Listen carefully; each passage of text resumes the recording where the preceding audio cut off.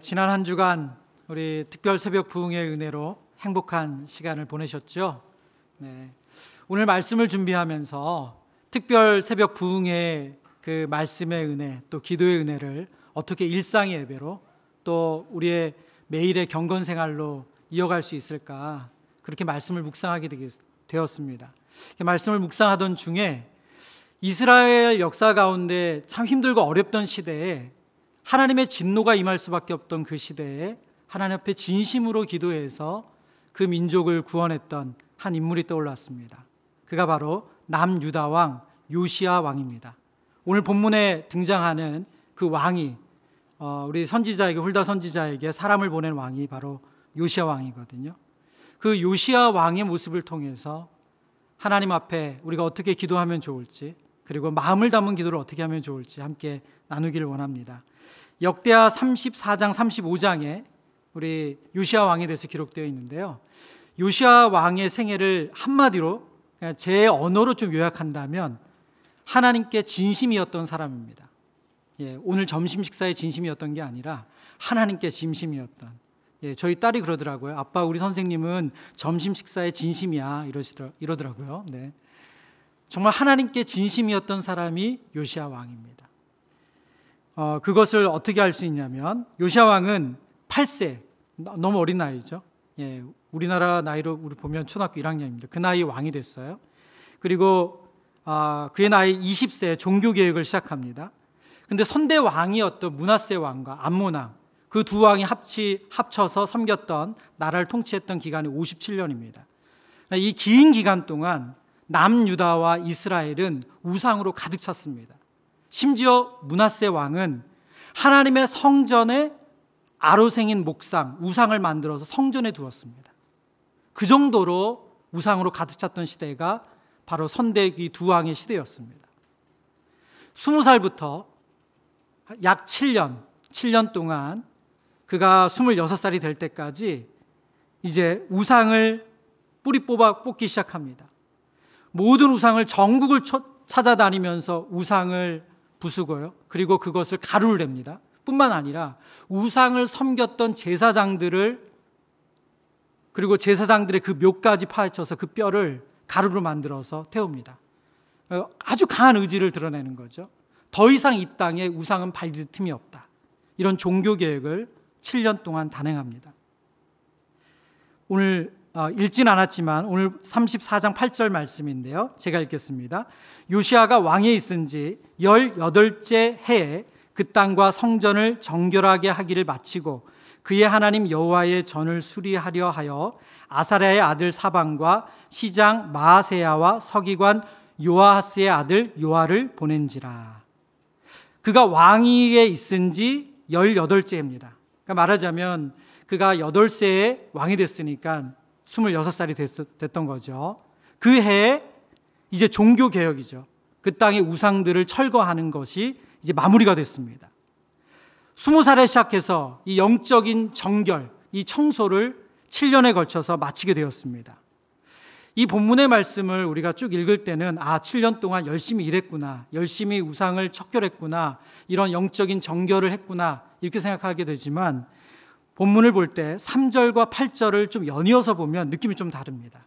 제가 3절 말씀을 읽어보겠습니다. 아직도 어렸을 때, 곧 왕위에 있은 지 8년에 그의 조상 다윗의 하나님을 비로소 찾고 제12년에 유다와 예루살렘을 비로소 정결하게 하여 그 산당들과 아세라 목상들과 아로새긴 우상들과 부어 만든 우상들을 제거하여 버리매. 8절입니다.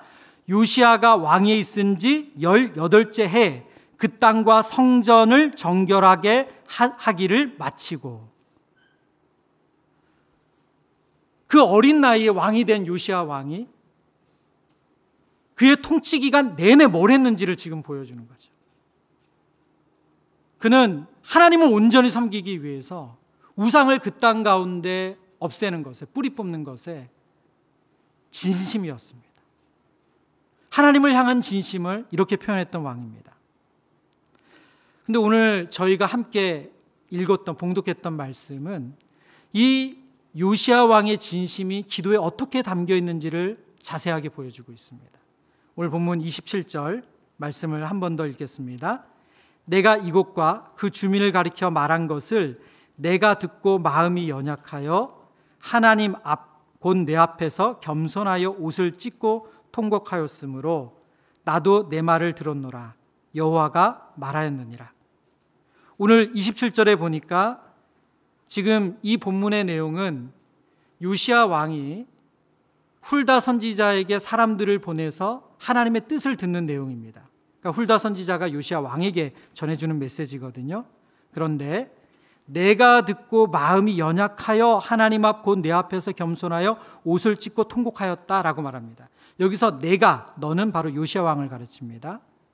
근데 그 요시야 왕의 마음이 연약했대요. 우리말로는 연약하다 그러면 좀 심약한, 좀 약한 그런 느낌을 주지만 이 본문의 번역은 좀 부드러운 이런 말입니다. 그러니까 영어 성경으로 해서 텐더라는 단어를 썼는데요. 그러니까 그 마음이 부드러웠다는 거예요. 하나님의 말씀을 듣기에 수용적이라는 거죠. 그러니까 신약 성경의 표현으로 말하면 옥토밭이죠. 좋은 마음 같은 마음을 말합니다. 이것을 유진 피터슨 목사님은 I'm talking you seriously, God's word 라고 말하고 있습니다. 하나님의 말씀에 그가 아주 진지하게 반응했다는 거예요.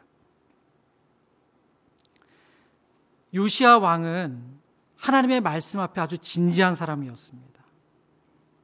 저는 요시야 왕의 기도를 통해서 배우는 첫 번째 원리가 있다면 바로 하나님의 말씀의 진지함이라고 생각합니다. 이런 요시야 왕의 이런 진지한 태도를 본문 18절 19절에서도 확인할 수가 있습니다. 서기관 사반이 또 왕에게 아뢰어 이르되 제사장 hil기야가 내게 책을 주더이다 하고 사반이 왕 앞에서 그것을 읽음에 왕이 율법의 말씀을 듣자 곧 자기 옷을 찢더라. 이 성전 척결이 되는 마지막 해 18째 해, 그가 26살 됐을 때 이제 그 땅의 우상들은 다 치워졌습니다. 그리고 나서 그가 시작한 일이 뭐냐면 예루살렘 성전을 수리하는 거예요. 여러분 생각해 보세요. 57년 동안 우상을 섬겼던 나라예요. 그러면 예루살렘 성전이 제대로 기능을 했겠습니까? 하나님을 예배하는 곳으로, 하나님을 제사하는 곳으로 그 성전이 제대로 관리가 됐겠어요? 제대로 관리가 안 됐죠. 그래서 이제 요시야 왕이 예루살렘 성전을 수리를 들어갑니다. 그 수리하던 중에 제사장 hil기야가 모세가 쓴 율법책을 발견합니다. 그리고 그 율법책을 서기관 사반에게 줘요. 서기관 사반은 그 율법책을 받아서 왕에게 가져가서 왕에게 읽힙니다. 요시야 왕이 사반이 읽어주는 모세의 율법을 듣습니다. 그리고 오늘 본문에 말하는 거죠. 율법의 말씀을 듣자 곧 자기 옷을 찢더라.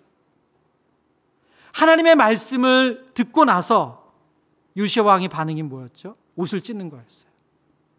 당시에 옷을 찢는 행위는 슬픔과 회개의 표현입니다. 그 말씀 앞에 자신이 정말로 진지하게 반응하는 것. 정말 자신이 죄인임을 깨닫고 나의 슬픔을 표현하는 방법이 옷을 찢는 거였어요. 여러분 창세기 말씀에 보면 야곱이 그가 사랑하는 아들 요셉이 짐승에 찢어 죽은 것을 알게 되죠. 물론 그게 가짜였지만 그렇죠. 그래서 그 다른 자식들이 아버지를 속여서 피 묻은 옷을 가지고 올 때 그것을 보고 창세기 37장에 보면 이렇게 나와 있습니다. 아버지가 그것을 알아보고 이르되 내 아들의 옷이라 악한 짐승이 그를 잡아 먹었도다. 요셉이 분명히 찢겼도다 하고 34절에 어떻게 시작합니다? 어떻게 시작합니까? 자기 옷을 찢고. 여러분 아들을 잃어버린 아버지의 그 슬픔만, 그 비통한 심정이 어떻게 표현되고 있어요? 본인이 입은 옷을 찢는 거예요.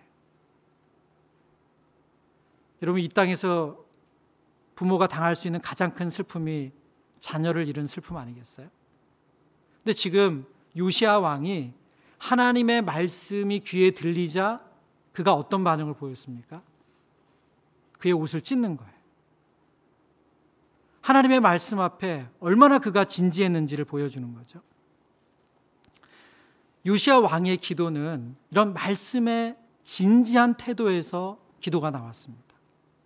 팀 켈러 목사님이 쓰신 기도라는 책에 보면 기도에 대해서 이런 설명을 해주고 있어요.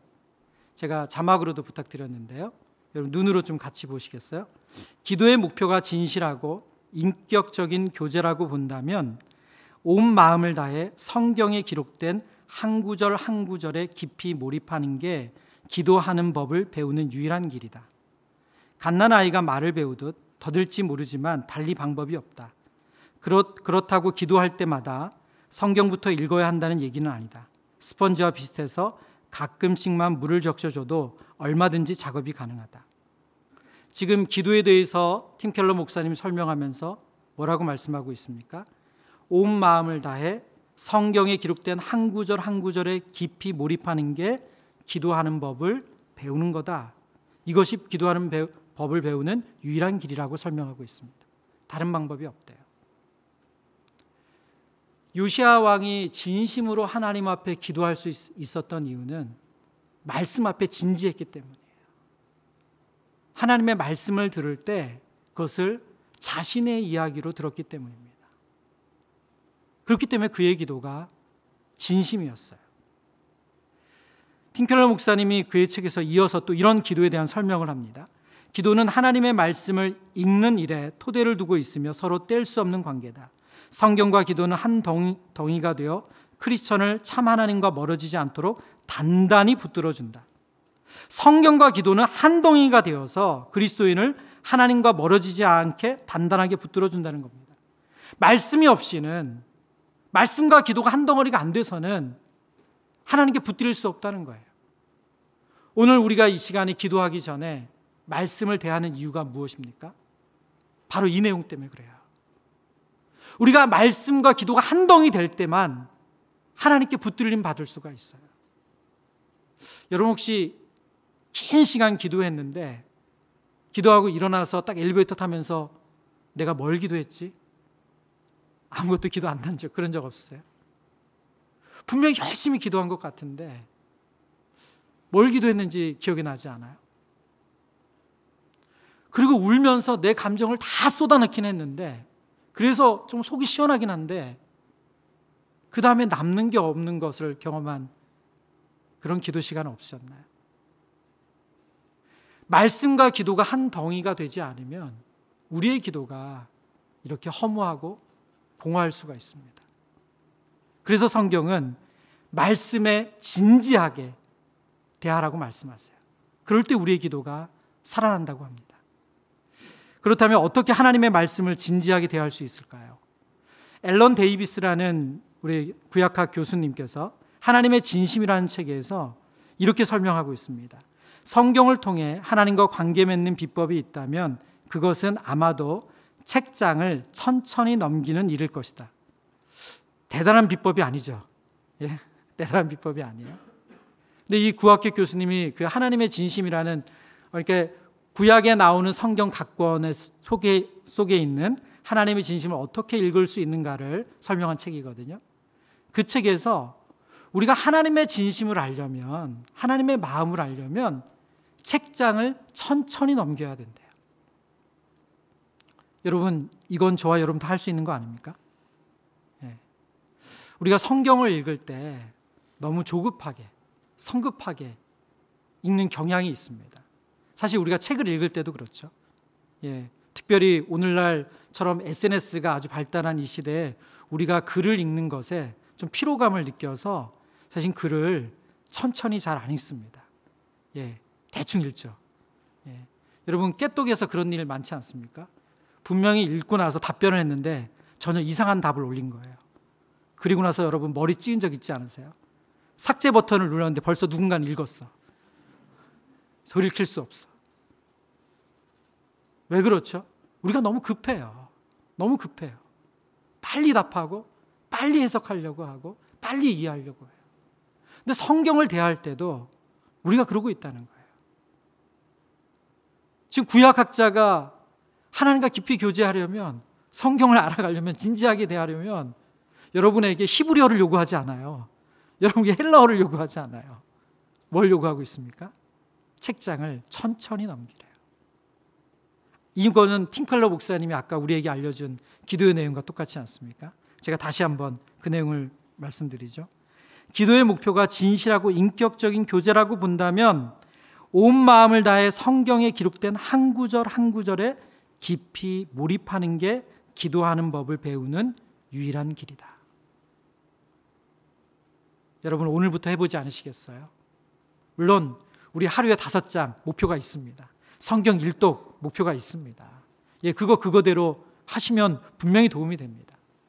그러나 여러분, 그냥 읽기 위해서 나 체크했어, 나 다락방에 이거 써내야 돼, 이래서 읽는 게 아니라 한 구절 한 구절 몰입하며 성경을 읽을 때 우리가 하나님의 말씀을 진지하게 대하게 되고 우리의 기도가 진심이 담길 수가 있어요. 저는 특세 기간 중에 이렇게 진지하게 말씀을 대하는 우리 성도님들을 보았습니다. 홈페이지에 그런 성도님들의 글로 가득 찼습니다. 특별히 우리 에베소서 필사를 하시면서 우리 성도님들이 그 필사 인증하시는 사진 많이 올려주시고 또 그 간증을 올려주셨어요. 제가 되게 인상 깊게 본 한 분은 이 5장까지 오타가 나가지고 6장 만에 이 필사를 완성했다고 하신 분이셨어요. 정말 한 구절 한 구절, 한 단어 한 단어 성경과 비교해 보면서 필사를 하신 거죠. 여러분, 그분이 성경을 쓰시면서 그 말씀이 그분 안에 내재화되지 않았겠어요? 얼마나 진지하게 그 말씀을 대하게 되겠습니까? 그리고 나서 그 다음날 새벽에 기도하실 때면 그 기도가 어땠을까요? 하나님의 마음을 알기에 진심에 더 가까이 가서 기도하지 않았을까요? 첫 번째, 요시야 왕을 통해 배우는 우리 진심 기도의 원리는 말씀을 진지하게 대하는 것이었다면, 두 번째는 하나님 앞에 겸손한 것입니다. 27절 우리가 읽었던 말씀이어서 제가 색칠한 부분만 읽어보겠습니다. 하나님 앞 곧 내 앞에서 겸손하여 라고 말합니다.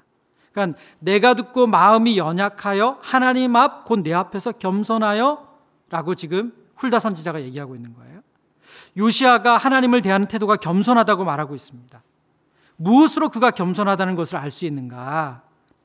그것은 분명 그가 말씀을 듣고 옷을 찢고 통곡하는 행위를 통해서도 알 수 있지만 34장을 자세히 살펴보면 그의 아주 구체적인 행동이 있습니다. 34장 21절 22절 말씀인데요, 우리 함께 읽어볼까요? 21절 읽습니다. 시작. 너희는 가서 나와 및 이스라엘과 유다의 남은 자들을 위하여 이 발견한 책의 말씀에 대하여 여호와께 물으라. 우리 조상들이 여호와의 말씀을 지키지 아니하고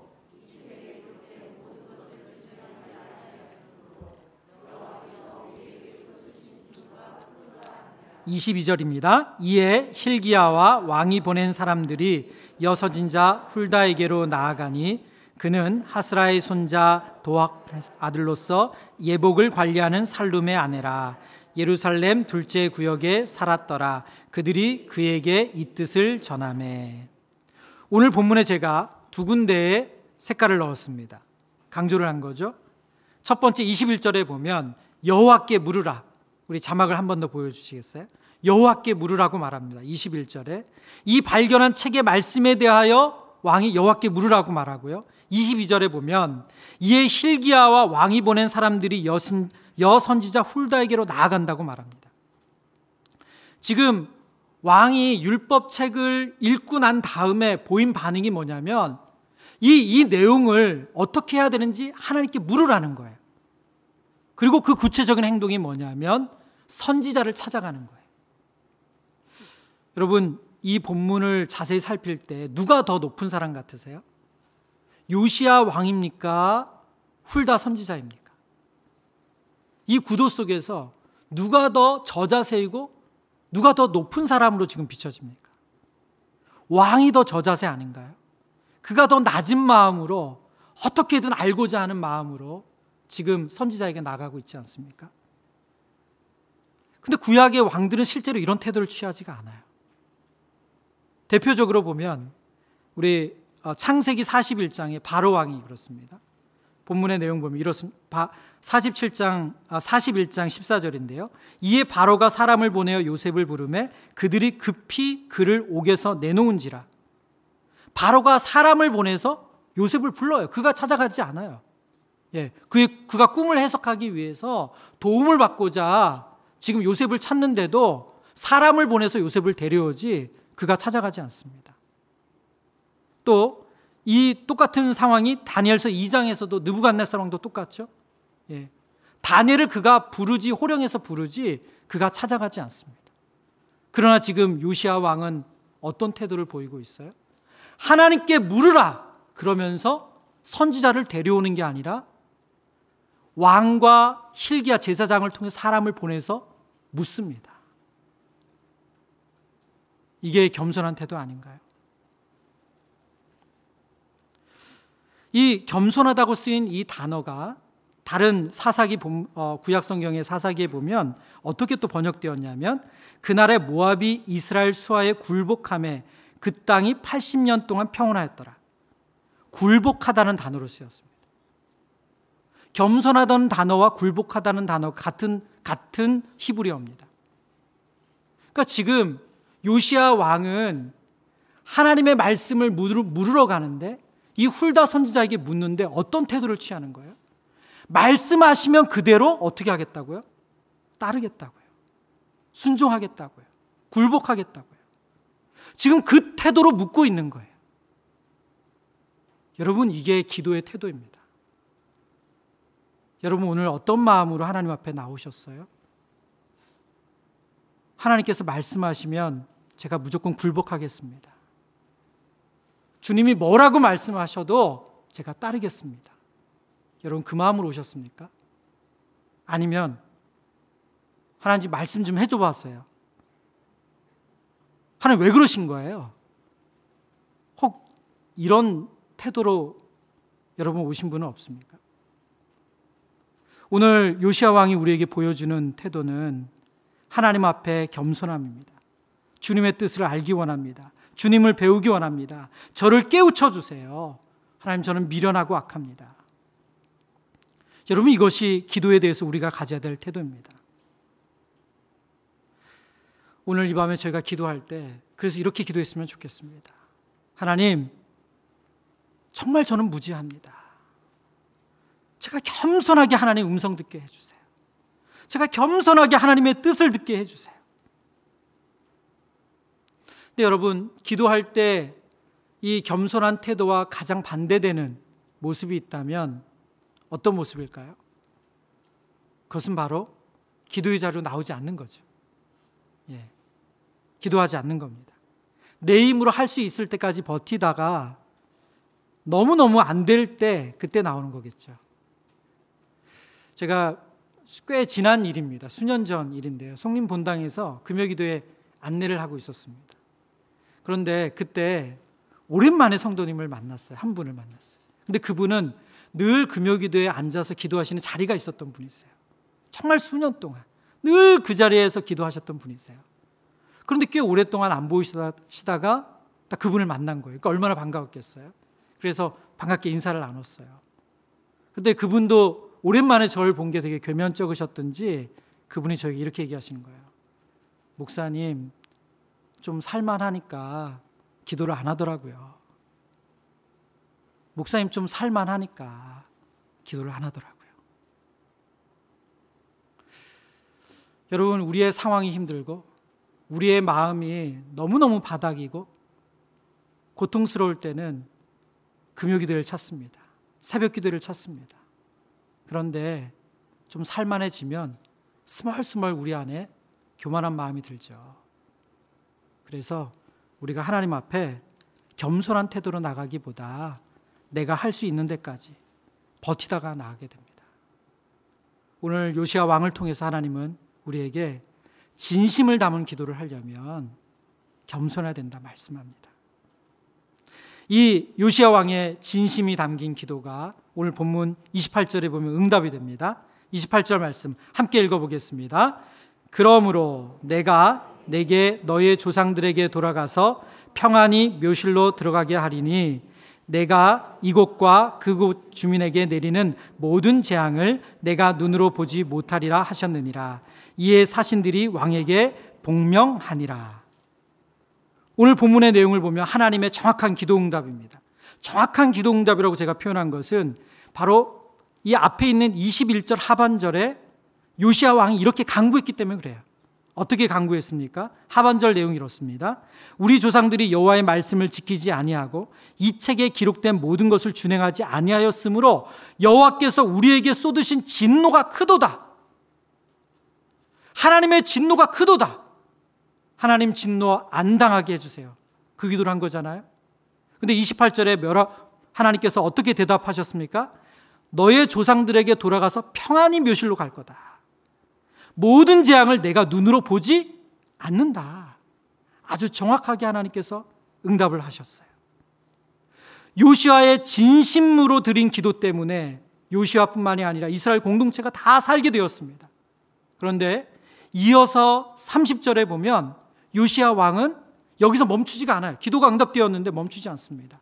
30절 말씀, 여호와의 전에 올라가서 유다 모든 사람과 예루살렘 주민들과 제사장들과 레위 사람들과 모든 백성이 노소를 막론하고 다 함께한지라. 왕이 여호와의 전 안에서 발견한 언약책의 모든 말씀을 읽어 무리의 귀에 들려주고, 제가 31절 읽지 않았지만 그 다음에 마음과 뜻과 너의 모든 것을 다해서 언약한 말씀을 지키라고 요시야 왕이 이스라엘 백성들을 가르칩니다. 그리고 이스라엘 백성들이 순종을 해요. 어디에도 기도하는 내용이 없는데 어떻게 이것이 기도일까요? 여러분, 좁은 의미에서의 기도는 골방에서 드리는 기도라고 할 수 있죠. 그러나 넓은 의미에서의 기도는 삶의 현장에 우리가 기도한 이후에 하는 모든 순종이 기도입니다. 지금 기도를 통해서 하나님의 뜻을 알게 된 요시야 왕이 어떻게 하고 있어요? 순종하고 있어요. 그게 바로 30절의 내용입니다. 24절에 보면 하나님께서 율법책에 적혀진 대로 유다왕 앞에서 읽은 책에 기록된 모든 저주대로 할 것이다. 하나님이 훌다 선지자를 통해서 그 메시지를 주셨어요. 하나님의 진노가 멈추지 않는다는 걸 들었어요. 그렇기 때문에 30절에 요시야 왕은 하나님의 기도 응답을 받았음에도 불구하고 이스라엘 백성들을 다 모아서 하나님의 율법책을 읽히고 그 말씀대로 순종하게 하고 있습니다. 왜 그럴까요? 하나님의 마음을 알기 때문이죠.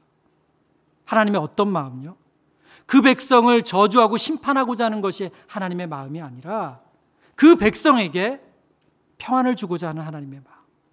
예레미야 29장 11절 말씀, 여호와의 말씀이니라 너희를 향한 나의 생각을 내가 아나니 뭐라고요? 평안이요 재앙이 아니니라. 여러분, 여기에서 요시야 왕의 세 번째 진심을 담는 기도의 원리를 발견합니다. 그것은 뭐냐면 하나님의 마음을 읽는 거예요. 여러분, 기도에 대한 정의 중에 가장 일반적인 정의는 기도는 하나님과 대화라는 것입니다. 하나님과 대화입니다.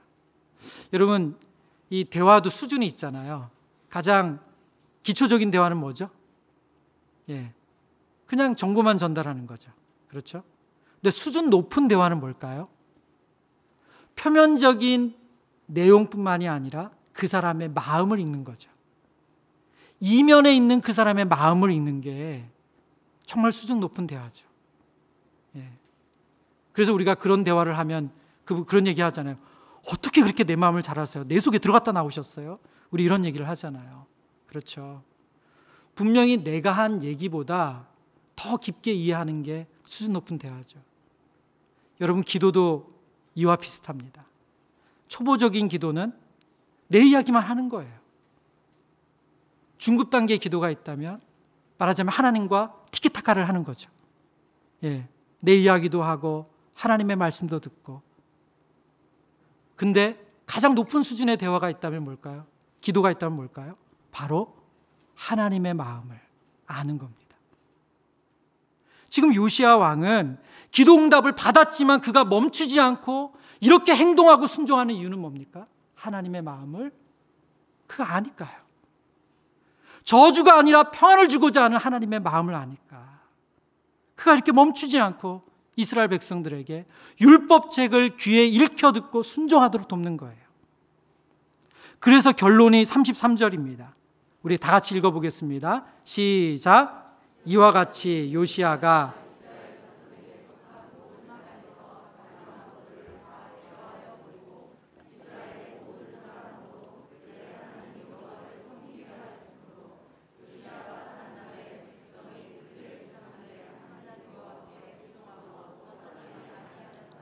아멘.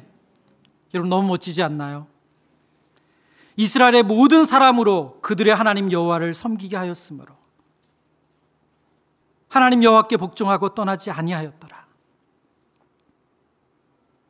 여러분 57년 동안 므낫세와 암몬을 통해서 하나님을 떠나 있던 이스라엘 백성들이 진심이 담긴 기도를 한 지도자를 만나면서 이렇게 삶이 바뀌었어요. 저는 본문을 묵상하면서 요시야 왕은 이렇게 하나님께 진심이었다면 그러면 하나님은 요시야 왕에게 진심이었을까요? 물을 필요가 없죠. 그럼요. 하나님 당연히 진심이었죠. 여러분 진심으로 늘 되어야 왔는데 마음을 열지 못했던 한 사람이 마음을 열기 시작하면 얼마나 기쁜지 아세요? 저는 종종 우리 성도님들이 자녀를 좀 신방해 주길 요청하는 경우가 있습니다. 10대의 청소년이나 20대 청년들을 목사님 좀 만나주세요. 기도해 주세요. 그럽니다. 그러면 제가 부탁드리는 게 뭐냐면 집사님 아이만 보내세요. 집사님 함께 오지 마세요. 그렇게 말씀드려요. 왜냐하면 엄마와 같이 오거나 아빠와 같이 오면 아이들이 얘기를 하겠어요? 그래 이 얘기 안 되죠. 마음을 여는 얘기 안 되죠. 그래서 아이만 따로 만나고 우리 청년만 따로 만납니다. 그런데 대부분 아이들이 엄마가 드림센터 1층까지 데려다 줬잖아요. 엄마는 카페에서 기다리고 있어요. 아이는 8층 사무실 올라옵니다. 그럼 그 아이가 저를 만나서 마음을 쉽게 열겠어요? 안 열죠. 아이의 얼굴에 써 있습니다. 시간아 빨리 가라. 시간아 빨리 가라. 이렇게 한 번을 만나고 두 번을 만나고 세 번을 만납니다. 근데 어느 순간 아이의 얼굴이 확 펴지는 때가 있어요. 마음이 열려지는 때가 있어요. 그리고 진짜 아이의 속 얘기를 할 때가 있어요. 물론 제가 그 전에 꼭 얘기한 내가 절대 엄마에게 아무 얘기도 안 한다. 근데 정말 아이들이 그 순간 마음을 탁 털 때가 있어요. 얼마나 기쁜지 아세요? 저는 그 아이를 만나는 순간부터 진심이었는데 그 아이가 진짜 진심을 보여줄 때 여러분 우리 하나님이 어땠을까요? 요시야 왕의 진심을 만났을 때 하나님의 마음이 어땠을까요? 여러분 그래서 즉각적으로 하나님께서 응답하신 것이 아닐까요? 훌다 선지자를 통해서 내가 평안히 묘실로 갈 거다. 내가 저주를 내리지 않을 거다. 왜 하나님은 이렇게 응답하셨을까요? 하나님은 늘 진심이었기 때문에 그래요. 여러분 영적으로 어둡고 공허하고 그리고 죄 가운데 있는 우리를 향해서 하나님은 늘 진심이세요. 로마서 말씀에 뭐라고 말씀합니까? 우리가 아직 죄인 되었을 때 그리스도께서 우리를 위하여 죽으심으로 하나님께서 우리에 대한 자기의 사랑을 확증하셨다고 말합니다. 그러면 이제 우리가 그의 피로 말미암아 의롭다 하심을 받았으니 더욱 그로 말미암아 진노하심에서 구원을 받을 것이라고 말씀하고 있습니다. 여러분 하나님은 늘 우리에게 진심이셨어요. 그래서 우리가 진심을 보이기만 하면 하나님은 응답하십니다. 오늘 이 밤에 기도할 때 하나님의 진심을 만나는 여러분 되시길 축원합니다. 여러분이 하나님의 진심을 경험하는 은혜가 있기를 간절히 축원합니다. 기도하겠습니다.